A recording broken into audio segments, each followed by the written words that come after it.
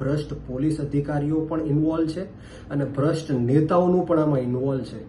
હું ગુજરાતની જનતાને પૂછવા માંગુ છું કે કેવા ગુજરાતમાં આપણે જીવી રહ્યા છીએ, જ્યાં એક બાજુ આપણા યુવાનો નોકરી માંગે છે ત્યારે નોકરી આપી નથી શકતા, પોલીસ આગળ એમને માર ખવડાવે છે, ખોટા કેસો કરે છે, જેલમાં નાખે છે, અને બીજી બાજુ એમનું ધ્યાન ભટકાવવા માટે ડ્રગ્સના રવાડે ચડાવે છે.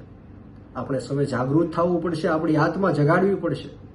ડ્રગ્સ અને દારૂ બંધ થઈ શકે એમ છે, પરંતુ હાથે કરીને આ બંધ કરવામાં નથી આવતું, કારણ કે ગુજરાતની અંદર એક વર્ષમાં 1 લાખ કરોડ કરતા પણ વધારે ડ્રગ્સ અને દારૂનો વેપાર થઈ રહ્યો છે ને ભ્રષ્ટ પોલીસ અધિકારીઓ અને ભ્રષ્ટ નેતાઓ પેટ ભરીને પૈસા કમાય છે.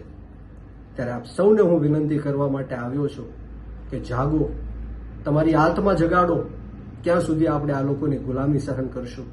અને આ વિડીયોના માધ્યમથી આ ગુજરાતના ગૃહમંત્રી અને ઉપમુખ્યમંત્રી હર્ષ સંઘવીને પણ કહેવા માંગુ છું કે થોડી પણ શરમ બચી હોય તો તાત્કાલિક ધોરણે રાજીનામું આપો અને ગુજરાતની અંદર જે કાયદો અને વ્યવસ્થાની સ્થિતિ કથળી રહી છે એને સંભાળો.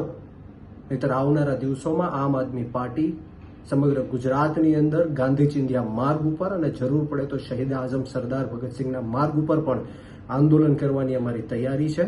જય હિન્દ, જય ભારત, જય જય ગરવી ગુજરાત.